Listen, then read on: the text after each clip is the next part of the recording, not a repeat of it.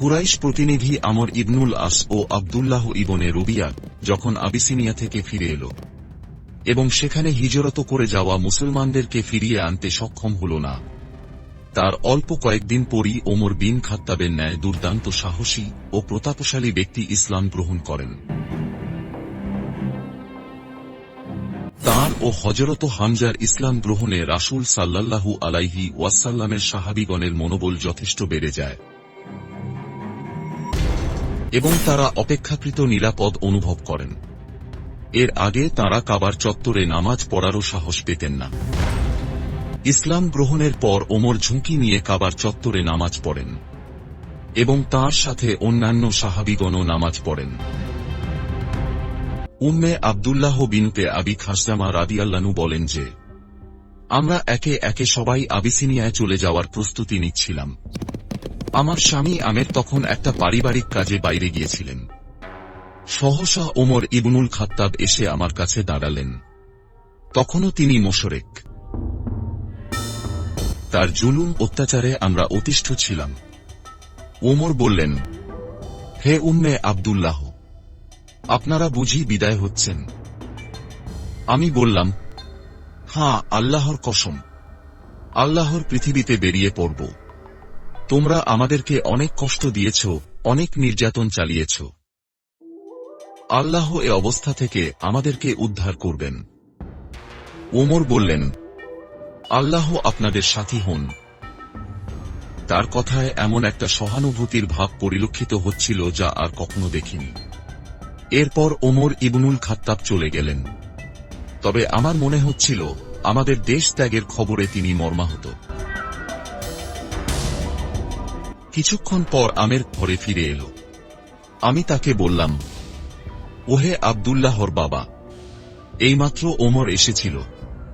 আমাদের প্রতি তার সে কি সহানুভূতি ও উদ্বেগ, তা যদি তুমি দেখতে। আমর বললেন, তুমি কি তার ইসলাম গ্রহণের ব্যাপারে আশান্বিত? আমি বললাম, হ্যাঁ। সে বলল, খাত্তাবের গাধা ইসলাম গ্রহণ করলেও খাত্তাবের ছেলে ওমর ইসলাম গ্রহণ করবে না। ইসলামের প্রতি ওমরের যে প্রচণ্ড বিদ্বেষ, হঠকারিতা ও একগুঁয়েমির প্রকাশ দেখা যাচ্ছিল, তার দরুন আমের হতাশ হয়েই অনুরূপ কথা বলেছিল। ইবনে ইসহাক থেকে বর্ণিত আছে যে, ওমরের বোন ফামিতা বিনতে খাত্তাব ও তার স্বামী সাইদ বিন জায়েদ বিন আমর বিন নুফাইল ওমরের আগেই ইসলাম গ্রহণ করেছিলেন, কিন্তু তাঁরা তাদের ইসলাম গ্রহণের কথা ওমরের কাছ থেকে লুকিয়ে রেখেছিলেন। মক্কার আর এক ব্যক্তি নাইম বিন আব্দুল্লাহ আন নাহামও একইভাবে গোপনে ইসলাম গ্রহণ করেছিল। গোত্রের অত্যাচারের ভয়ে নিজের ইসলাম গ্রহণের কথা প্রকাশ করেননি। বনু তামিম বংশোদ্ভূত এই সাহসী জাহেলিয়াতের যুগে তরবারি তৈরির পেশায় নিয়োজিত ছিলেন এবং বনু খোসায়া গোত্রের উম্মে আনমার নাম্নী মহিলার মুক্ত গোলাম ছিলেন। খাব্বার ইবনুল আরাত নামক অপর এক নমুসলিম গোপনে ফাতিমা বিনতে খাত্তাবকে কুরআন পড়িয়ে যেতেন। একদিন ওমর ইবনুল খাত্তাব উন্মুক্ত তরবারি হাতে নিয়ে রাসূল সাল্লাল্লাহু আলাইহি ওয়াসাল্লাম ও তাঁর একদল সাহাবীর সন্ধানে বেরিয়ে পড়লেন। তিনি জানতে পেরেছিলেন যে প্রায় ৪০ জন নারী ও পুরুষ সাহাবী সহ রাসূল সাল্লাল্লাহু আলাইহি ওয়াসাল্লাম সাফা পাহাড়ের নিকটবর্তী একটা ঘরে সমবেত রয়েছেন।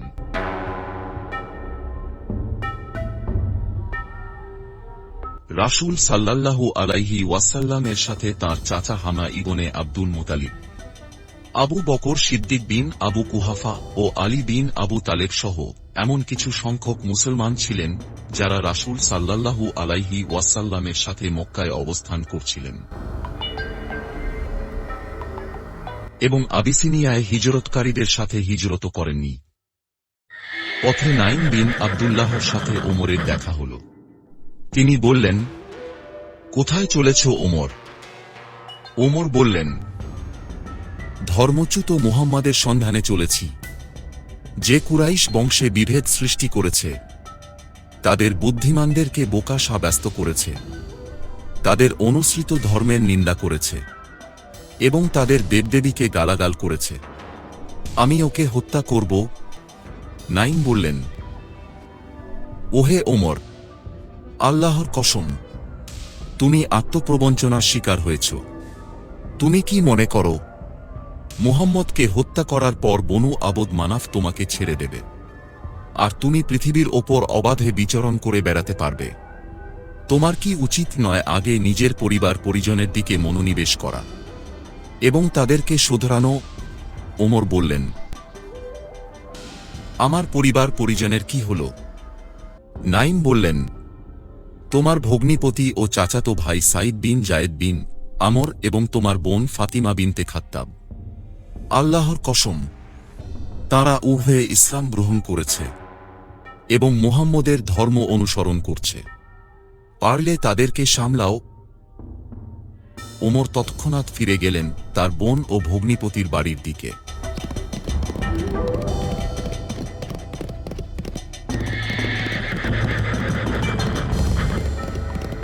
যখন তিনি তাদের কাছে রওনা হলেন তখন তাদের কাছে খাব্বাব ইবনুল আরাত ছিলেন।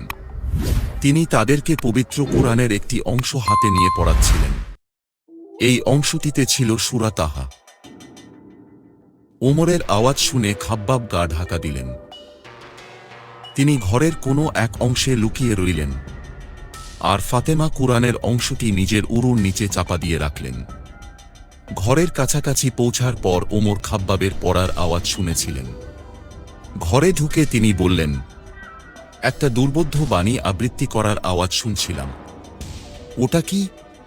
তারা উভয়ে বললেন, না, আপনি কিছুই শোনেননি। ওমর বললেন, নিশ্চয়ই শুনেছি, আর আল্লাহর কসম, এটাও জেনেছি যে তোমরা দুজনে মুহাম্মাদের অনুসারী হয়ে গেছ। কথাটা বলে ভগ্নিপতি সাইদকে প্রবলভাবে জাপটে ধরলেন। তার বোন ফাতিমা বিনতে খাত্তাব স্বামীকে বাঁচাতে ছুটে গেলে তিনি তাকে মেরে জখম করে দিলেন।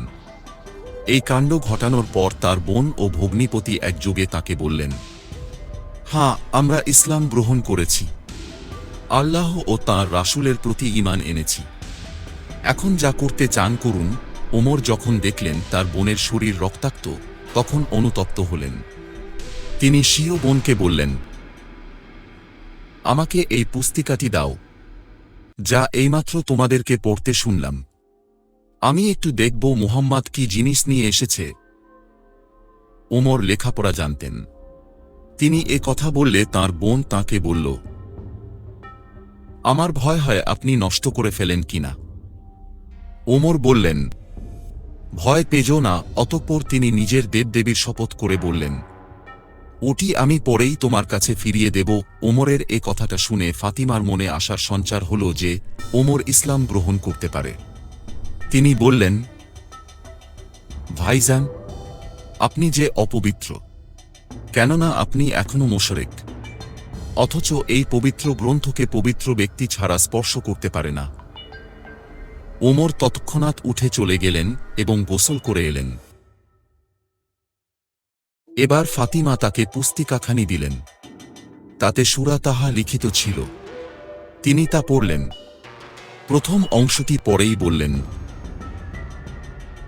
আহ, কি সুন্দর কথা, কি মহৎ বাণী। তাঁর এ উক্তি শুনে খাব্বাব তাঁর সামনে বেরিয়ে এলেন। তিনি তাকে বললেন, হে ওমর, আল্লাহর কসম, আমার মনে আশার সঞ্চার হচ্ছে যে আল্লাহ হয়তো আপনাকে তাঁর নবীর দাওয়াত গ্রহণের জন্য মনোনীত করেছেন। আমি গতকাল শুনলাম রাসূল সাল্লাল্লাহু আলাইহি ওয়াসাল্লাম দোয়া করছেন, হে আল্লাহ, তুমি আবুল হিকাম বিন হিশাম অথবা ওমর ইবনুল খাত্তাবের দ্বারা ইসলামের শক্তি বৃদ্ধি করো।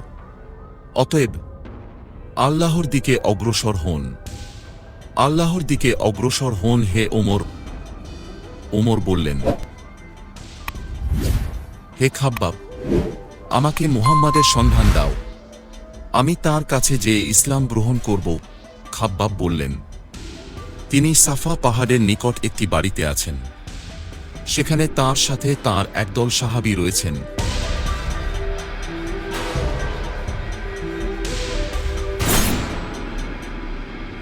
ওমর তাঁর তরবারি আগের মতোই খোলা অবস্থায় ধরে নিয়ে রাসূল সাল্লাল্লাহু আলাইহি ওয়াসাল্লাম ও তাঁর সাহাবীদের কাছে চললেন।